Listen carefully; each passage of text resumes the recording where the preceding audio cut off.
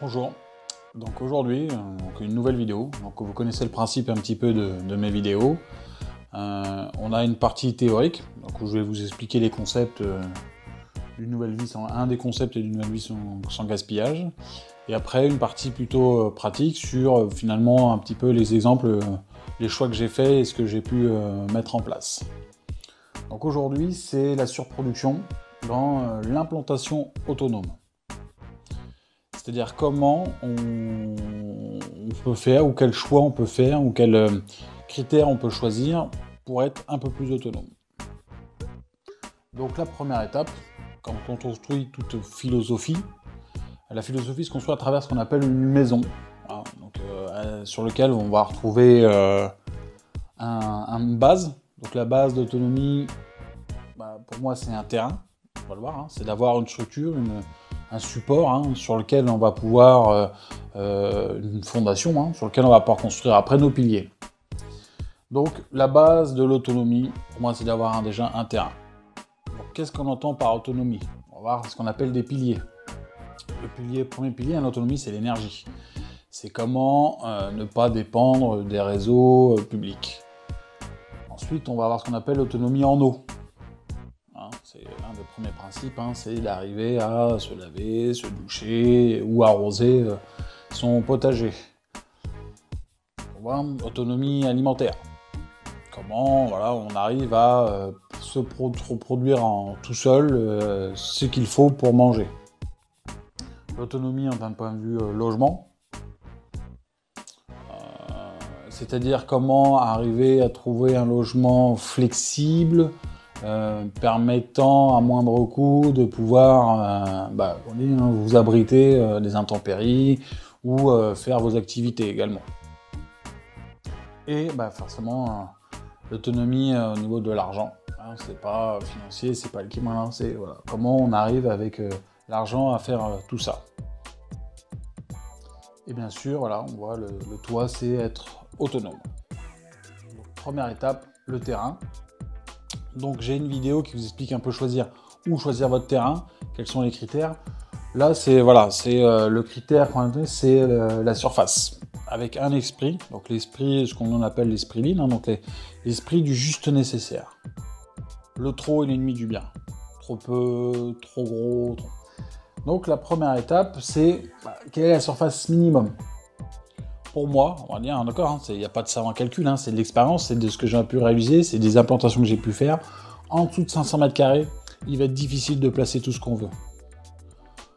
Donc voilà, c'est ce qu'on appelle trop petit. C'est-à-dire que là, si vous voulez l'autonomie alimentaire, il plaçait la maison, il plaçait le jardin, il plaçait les panneaux solaires, il plaçait les différents abris pour faire vos différentes activités ou autres.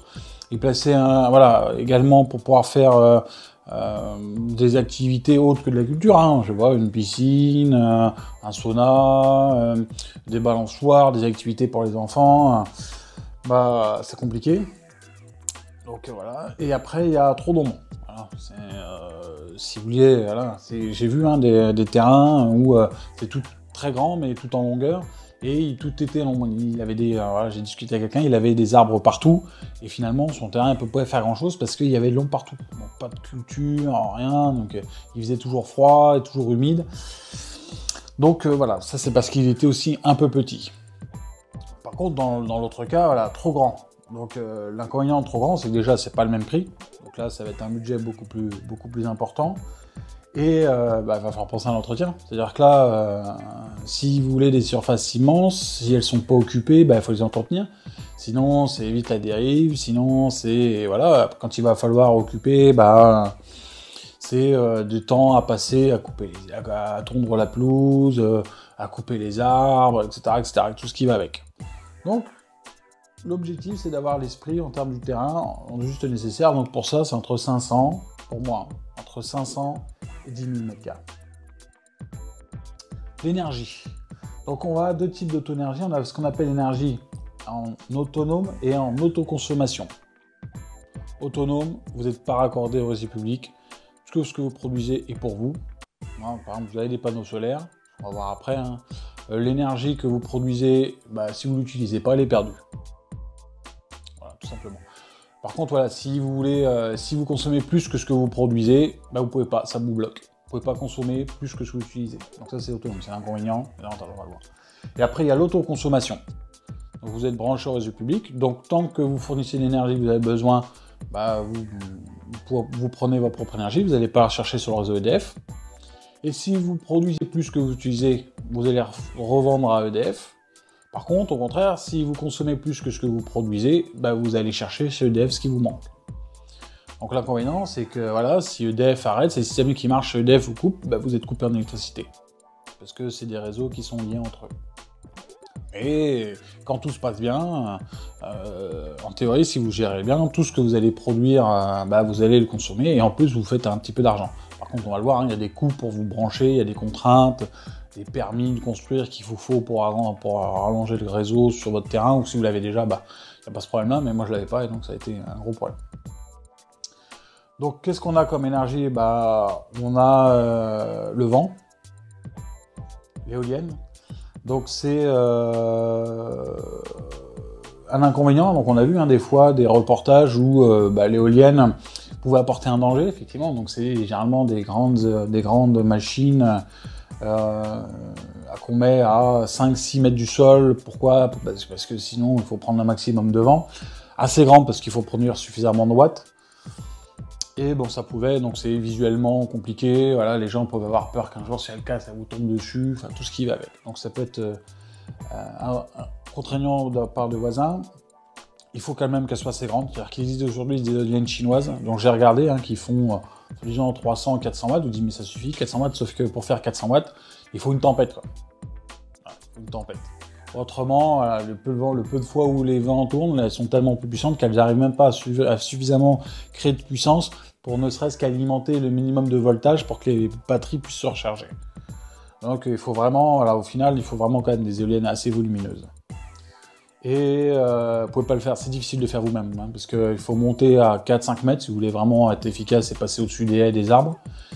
Et là, à moins de vous posséder ces capacités-là, 90-95% des gens n'ont pas ces capacités de monter, donc avec des gros plots de béton, des nacelles, des choses comme ça, des élévateurs, donc ça devient, voilà, il faut passer souvent par des professionnels. On a ce qui est le plus répandu, et aujourd'hui ce qui vraiment est en grand boom, en réduction des prix, les panneaux solaires sont vraiment de plus en plus puissants et de moins en moins chers. Mais voilà, la principale, c'est que l'inconvénient de ces panneaux solaires, c'est que c'est très gourmand en espace. Pour avoir une puissance au sol, pour avoir 3000 watts par exemple, il vous faut 20 mètres carrés de panneaux. Voilà, à peu près, peu de choses près. 20 mètres carrés au sol, c'est déjà une surface, oui, mais c'est dommage, c'est une surface perdue. Donc on va éviter d'être au sol. Donc on va monter sur des toitures, sur des systèmes, je vais vous montrer un petit peu le choix qu'on a fait. Il faut orienter vers le sud. C'est là où c'est le plus grand, une inclinaison à 38 degrés. Donc ouais, effectivement, là, donc 3000 watts, là j'ai mis 56 mètres carrés. Alors ça paraît entre 20 et 36 et 56 mètres carrés en fonction de si vous avez un toit incliné, donc un toit de maison où vous montez en hauteur, ou si vous ne pouvez pas monter en hauteur, vous avez tendance à vous élarger sur le sol. Donc les panneaux devant être espacés pour éviter qu'un panneau devant fasse de l'ombre à la suite et derrière. Donc là, effectivement, ça peut aller de 20 mètres carrés sur une toiture à 56 mètres carrés si c'est vraiment plat. Et enfin, le dernier, le moins répandu, mais je pense qu'il peut être intéressant aussi, c'est l'hydraulique. Donc c'est l'inconvénient qu'il faut quand même avoir une source d'eau assez proche, avec assez de débit, assez de courant pour entraîner une roue. Et j'ai regardé un petit peu si on pouvait se fournir et ce qu'il pouvait avoir, et bon, c'est encore pas très bon. Après, c'est des systèmes très simples, mais ça veut dire que bon, vous ne trouverez pas des systèmes clés en main, plug and play, où vous pouvez de suite mettre en place, vous achetez, vous mettez le système et ça tourne, quoi. Il faudra fabriquer votre propre roue, avoir votre propre moteur, votre propre système de gestion, etc., etc. Mais il existe, ces 3 systèmes pour être autonome ou en autoconsommation. Quand on passe l'eau. Donc l'eau, il faudra toujours partir dans votre système, dans votre implantation. Pour moi, la base, c'est déjà d'avoir un plan d'eau. Un plan d'eau de 4 à 50 mètres carrés. qui pourra vous servir de piscine, d'écosystème hein, pour tous les batraciens, oiseaux, poissons qui vont pouvoir être utiles, notamment pour manger les insectes, et qui vous fera aussi une réserve hein, en cas de coup dur d'eau. Par contre, faudra éviter de piocher dedans, parce que c'est quand même pour l'écosystème. Donc, l'objectif de l'eau, si vous ne pouvez pas l'avoir à côté, c'est de la stocker. Pourquoi ? Parce que on pourrait dire, bon, quand il pleut, je me lave, parce que des fois, il peut être une semaine sans pleuvoir. La période d'été, il ne pleut pas. Là, il nous faut de l'eau. Période d'hiver, bon, ça va, mais c'est période où il y a moins d'eau, même en hiver, vous lavez tous les jours, vous utilisez l'eau tous les jours. Quand il pleut pas, vous pouvez pas vous dire, quand il pleut, je fais des choses, quand il pleut pas, je fais rien. Donc il faut la stocker pour pouvoir l'utiliser quand vous en avez besoin, tous les jours. Donc nous on a pris le choix de, chaque zone de récupération d'eau, donc souvent les toits, on y associe une cuve récupérateur. Pas cher, facile. Ensuite, il existe un autre outil hein, qui peut être intéressant, c'est le puits. Donc le puits, il vous permet, comme dit, un accès gratuit et illimité pratiquement, d'accord, à condition d'avoir la possibilité d'avoir un puits. Ce qui est pas... Mais voilà, c'est une source ultime, c'est-à-dire que l'ultime étant d'avoir ces trois, hein, multiplier ces sources facilite la pénurie, quoi. Sachant que j'ai vu pareil, une personne qui lui n'avait qu'une source d'eau, n'avait pas les cuves, n'avait pas tout ça, et décidé, moi l'eau, je n'ai pas de puits, mais j'ai une rivière en bas de chez moi, je vais puiser dans la rivière. Tout se passait bien jusqu'au moment des idées de l'hiver. Avec les pluies, la crue est arrivée, l'eau est devenue tellement boueuse que son système de filtration ne marchait plus. Donc il a dû acheter de l'eau pendant 2 ou 3 mois parce qu'il ne pouvait plus utiliser l'eau de la rivière. Donc je pense que pour l'eau, la clé c'est de multiplier ses sources d'approvisionnement pour être sûr de jamais tomber en pénurie. La nourriture. Donc la nourriture, le plus grand, hein, le plus classique, c'est d'avoir son potager. Hein. Et d'après les écrits, d'après les livres que j'ai pu avoir, l'intéressant pour une famille classique de 4 personnes, on va partir là-dessus, c'est au moins 300 mètres carrés. D'avoir ce système de rotation qui permet à la terre de se régénérer, hein, la parcelle qui est, en jachère, plus les parcelles de culture. Donc c'est au moins la surface. Il peut exister aussi, associé à ça, des serres. Donc qui va augmenter votre période de culture, en réduisant les périodes où il fait très froid et qui peuvent tuer. Et enfin, ce qu'on a fait, c'est le jardin-forêt, pour la partie fruitière, où on va créer 3 strates, la strate des arbres, les petits arbustes et tout ce qui est au sol. Donc, l'objectif pour l'autonomie alimentaire, l'objectif va être d'essayer de déployer en même temps ces 3 types d'outils. Le logement. Donc, le logement est important, il va falloir dire pourquoi, avant de choisir son logement, c'est qu'est-ce que vous voulez en faire, quel type d'autonomie vous choisissez dans ces piliers-là. Est-ce que vous voulez le louer quand vous êtes parti ou potentiellement qui vous fait une source de revenus en plus. Alors il faut prendre en compte qui va y vivre. Est-ce que vous êtes seul, en couple, en famille? Est-ce qu'il va y avoir des gens que vous allez inviter? Voilà. Pour estimer une surface. Quand est-ce que vous allez y vivre? Est-ce que c'est quelque chose que vous pourriez y vivre toute l'année? Juste les week-ends? Juste pendant les vacances? Donc c'est pendant les vacances, c'est 2 mois à temps complet. Donc il faut quand même un minimum d'infrastructures. C'est où? Voilà, c'est où je vais l'installer. Est-ce que je vais être au centre parce que ma maison et mon logement est le point central de toute mon activité. Moi je suis un casanier, que ma maison, c'est ma base. Est-ce que ça va être proche du parking? Parce que vous dites bien que si je garde la voiture, quand je vous allez ramener les courses ou d'autres, s'il vous faut faire 50 mètres avec vos courses pour aller jusqu'à ma maison, qui pleut, et que c'est compliqué. Est-ce qu'il y a des vis-à-vis? Il va tenir compte il va faire tenir compte de la position des voisins, la position de la route pour le bruit. Voilà. C'est des questions auxquelles il faut répondre. Le quoi? Sur le terrain, est-ce que vous allez être équipé de toilettes? On va voir, ça va dépendre de... Est-ce que c'est une douche, une baignoire? Quel type de toilette? Est-ce que vous êtes raccordé au réseau sanitaire ou pas? Est-ce que c'est des toilettes sèches? Est-ce que c'est un habitat mobile? Est-ce qu'il faut intégrer un atelier pour y faire de vos activités? On va le voir après pour multiplier vos sources de revenus. Voilà les réponses. Et comment? Ça va être le permis de construire. Voilà, la surface, plus c'est grand et plus le permis va être avec tous les problèmes que moi j'ai pu rencontrer qui étaient énormes, hein, qui étaient il faut que si c'est une maison en dur, il faut correspondre à l'architecture de la région où vous êtes. Ça peut être très compliqué. Il peut exister aussi des permis d'aménagement si c'est plus petit, si on va voir sur les habitats plus mobiles, ou des demandes à préalable si vraiment les surfaces sont c'est plein de petites surfaces où juste les demandes préalables suffisent. Et combien? Voilà, c'est de pouvoir estimer un budget et la durée de votre projet. C'est-à-dire que si vous voulez vous gérer être autonome pour un système, on dit moi je pense à ces 10 ans-là parce que je suis dans un objectif et après dans 10 ans je verrai. Donc l'objectif c'est d'avoir des investissements légers parce que vous n'allez pas mettre des investissements lourds sur un truc que vous n'allez pas pouvoir gérer, vous ne voulez pas durer à vie. Ou vous avez des petits budgets et donc là forcément vos choix ne vont pas être les mêmes.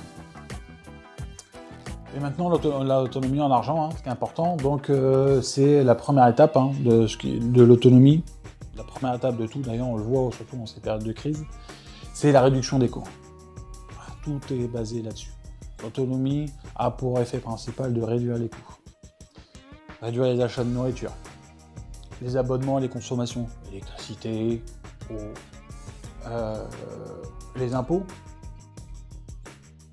Pourquoi? Parce que il y a des coûts, c'est en rouge parce que il y a des coûts que vous ne pouvez pas réduire. Voilà. Les impôts, l'autonomie, vous ne réduisez pas vos impôts. Vos impôts vont dépendre de votre salaire, et de ce que vous gagnez, et de vos impôts fonciers, de la taille de votre bâtiment, ça, que vous voulez ou pas, il y a des coûts qu'on ne peut pas réduire. Les impôts, également la consommation, les consommables obligatoires. On va parler, il y a des choses qui seront très difficiles, sur lesquelles vous ne pouvez pas vous séparer, c'est très bête, mais du sel, de la farine, des assurances, des voitures, si vous vous déplacez. Alors après me dire, oui, je n'ai pas de voiture. Dans ces temps-là, aujourd'hui, dire on se trouve sans voiture, est-ce que c'est possible ou pas? C'est possible, hein. Mais bon, ça devient, il faut aller chercher le reste. Par exemple, on s'est rendu compte que pour les filtrations de l'eau, si vous avez de l'eau, il faut les filtrer. Les cartouches, elles, sont payantes. Donc vous avez quand même un minimum de consommables dont vous ne pouvez pas y couler. Internet, etc. Ces choses-là. Le deuxième point, c'est augmenter les sources de revenus. Je réduis mes coûts et j'essaye de multiplier, c'est comme tout, pour les achats, ce qu'on appelle le dual sourcing. C'est-à-dire que si vous n'avez qu'un fournisseur, si jamais votre fournisseur il pose problème, vous arrêtez des problèmes. Tout de suite, ça va se répercuter. Si vous en avez plusieurs, ça va vous impacter, mais beaucoup moins. Considérez que vous êtes une mini-entreprise. Imaginez une entreprise qui a un seul client, donc qui est votre patron ou celui qui vous donne de l'argent. Si jamais votre patron il change, ça va pas, vous êtes embêté. Donc, objectif, multiplier vos sources de revenus. Donc qu'est-ce qu'on a? Là, j'ai suffisamment de terrain, je deviens maraîcher et je vends. Je vends sa culture. Je vends ce que je vais produire. Alors pas cher, ce que vous voulez, mais vous pouvez le vendre. Vous pouvez vendre, par exemple, on s'est rendu compte qu'il y avait vous avez un arbre, vous faites bouturer. Et il y a des choses, par exemple, on se rend compte que là, nous on cherche un arbre qui est un arbre de kaki, on n'en trouve pas. On se dit, mais tiens, si j'avais un kaki, je ferais des boutures, et il y en a nulle part, et il y a de la demande. Donc je me dis, si j'avais, j'aurais fait des boutures de kaki et je vendrais sur le bon coin ce que j'avais. Mais ça va pas vous rendre riche, mais ça va vous permettre suffisamment d'argent pour pouvoir vous donner et vous payer les irréductibles. Vous pouvez vendre votre savoir. Donc faire du conseil. Faire des vidéos expliquant ce que vous réalisez pour que d'autres puissent le faire, puissent comprendre ou puissent ne pas refaire les mêmes erreurs que vous avez faites. Vous pouvez recycler. J'ai vu des super vidéos, les gens recyclaient et le mec il fondait et il récupérait les métaux dans les déchets des autres. Il revendait les métaux. Il réutilise du bois pour faire des meubles qu'il revend. On voit souvent les meubles faits en palettes. Effectivement, des palettes, on en voit des tonnes. J'ai vu quelqu'un, et je pense qu'il pourrait le faire. Aller dans une boîte où il y avait des tas de palettes, il a récupéré les palettes. rien n'empêche de faire tout ce qu'il veut avec, et de revendre, de faire des meubles, de faire autre chose, et de revendre. Et par contre, hein, dites-vous que augmenter ses sources de revenus, attention à la charge de travail. Attention à la valeur ajoutée que ça va vous demander, et autant passer. C'est-à-dire qu'on peut passer beaucoup d'heures à faire des choses et que ça rapporte très peu, et l'inconvénient c'est que du coup ça vous prend du temps pour faire autre chose. Alors, toute la clé va être dans la répartition de la charge de votre charge de travail.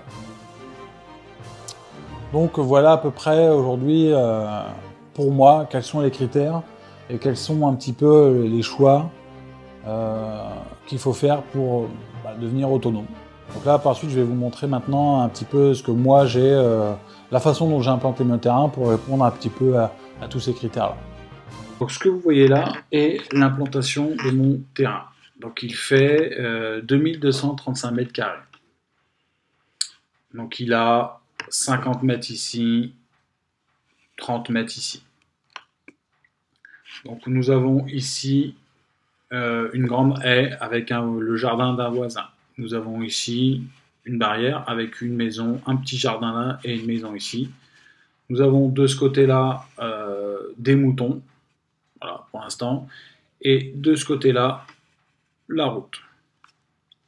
Une départementale, voilà, pas très passante, juste ce qu'il faut. Donc forcément, le passage pouvait faire que ici. Donc nous avons créé l'entrée ici. Donc vous vous souvenez, hein, la première étape, l'autonomie, donc c'était le terrain. Donc il est là, donc c'est un ancien pré où il broutait des moutons. Ensuite, nous avons l'énergie. Donc l'énergie se trouve ici. Donc c'est 12 panneaux, aujourd'hui ce qui est plané, 12 panneaux de 330 watts, donc piqué en 3800 environ, voilà, donc le système nous dit, le vendeur nous dit 3800 watts de panneaux solaires, donc en autonome.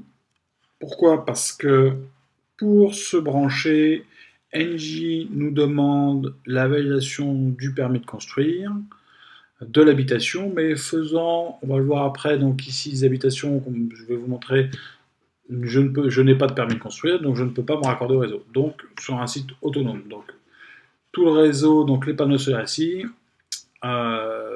l'unité, donc le tableau électrique sera ici dans cet abri de jardin ici. Et après, donc j'ai fait tout un tas de tranchées pour aller fournir l'ensemble des restes des logements.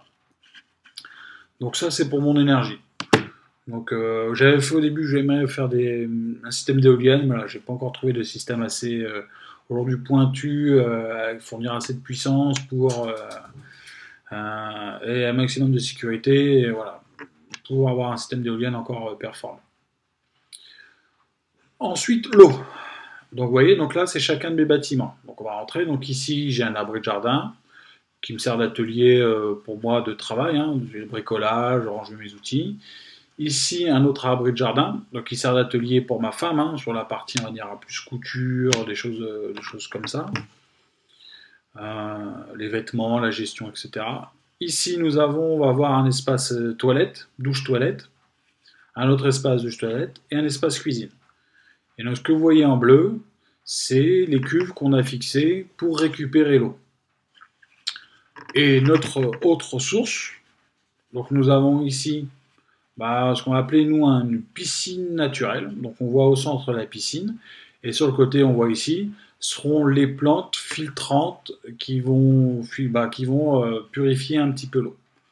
Et ici nous avons fait quand même nous sommes un peu installés, voilà, nous avons aujourd'hui pour l'équivalent de 20 € par an, l'abonnement à l'eau.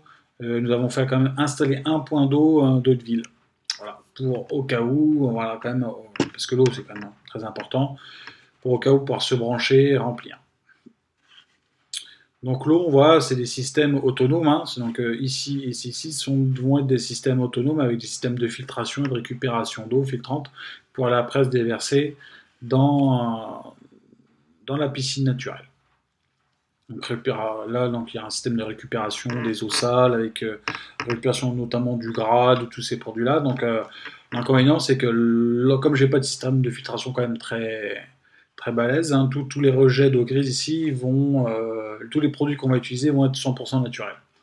Pas de produits, pas de chimie, effectivement, qui me permettront après, qui vont nous bloquer dans la filtration au niveau de ces plantes-là. Donc voilà pour l'eau. Qu'est-ce que nous avons d'autre? La nourriture. Donc nous avons ici notre carré de potager. Voilà, donc on va répartir ça en 4 parcelles qui vont tourner pour avoir une parcelle qui en hiver sera pas cultivée et sur lequel on mettra de l'engrais qui sera au repos. Et cette parcelle-là tournera tous les ans hein, pour avoir une rotation de notre terre et éviter l'appauvrissement. Nous avons ici des serres. Donc les serres qui vont accueillir principalement un système d'aquaponie. Voilà. On va le voir après, je ferai une vidéo sur l'aquaponie, mais un système voilà, de sous-serre pour l'aquaponie, donc d'autres systèmes de plantation, moins gourmands en eau, plus autonomes, etc. Et nous avons ici notre tout le reste, hein, sur toute la surface, alors sauf ici, nous avons ici notre système de jardin-forêt, avec ici nos arbres, nos arbustes, donc d'autres arbustes qu'on va voir hein, qui vont peut-être avec le temps venir s'incorporer entre, et après notre système voilà, ras du sol pour les herbes médicinales, des herbes aromatiques, toutes ces herbes-là qui vont venir se mettre un peu partout. Maintenant, le logement. Alors, qu'est-ce que nous avons comme logement? Nous avons fait le choix d'avoir 2 yourtes. Alors, pourquoi des yourtes? Parce qu'il était intéressant pour moi de se dire, déjà, c'est pas cher. Hein, c'est-à-dire que si je devais construire déjà un abri comme ça, dites-vous un abri comme ça isolé de 10 mètres carrés, le coût de 2000 euros. Alors, l'isolation, l'achat, le plancher, ça. Le coût de la yourte ici, on en est à 4000 euros. Tout fini. Pour 28 mètres carrés. Donc c'est un prix vraiment très, très intéressant. Ensuite, je me suis dit que donc, si je partais en vacances ou autre, quand il y a l'objectif, hein, il sera toujours possible de le louer sur Airbnb. Et voilà, si je mettais un abri de jardin, pourquoi les gens viendraient qu'est-ce qui ferait la différence? On dit bah, la yourte est un logement qui pourrait faire la différence parce que voilà, donc c'est des yourtes qu'on a achetées qui viennent directement de Mongolie, hein, fabriquées par des artisans mongols. Donc c'est de l'authentique, hein, c'est pas des yourtes qui ont été européanisées, avec, etc. etc.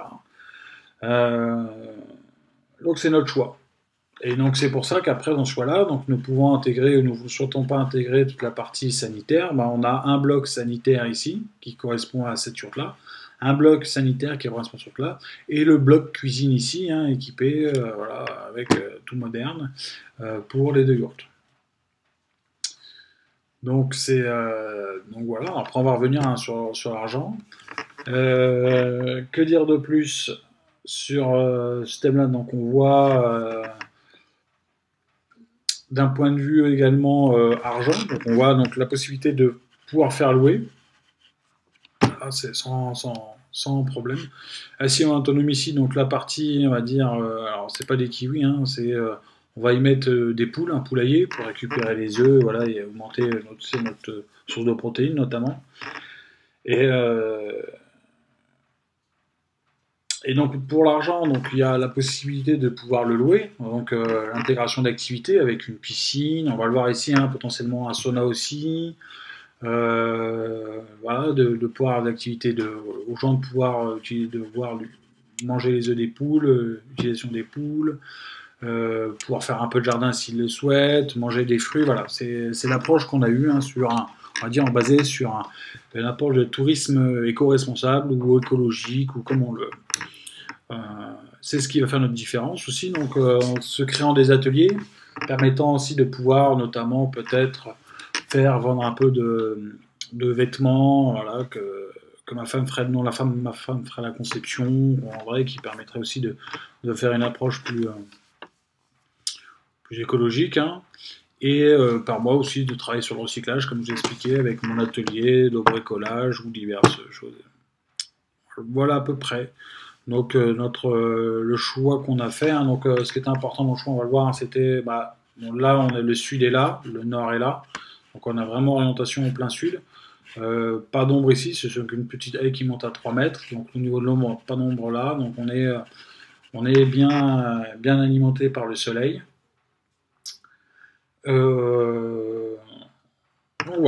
voilà à peu près. Donc c'est encore perfectible, hein, mais c'est aujourd'hui l'implantation qu'on a choisie.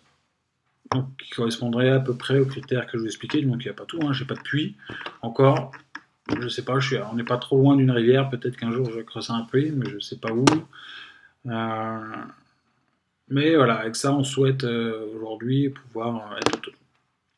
Donc si vous avez des questions ou autres, n'hésitez pas à nous faire partager, à nous donner des idées. Merci.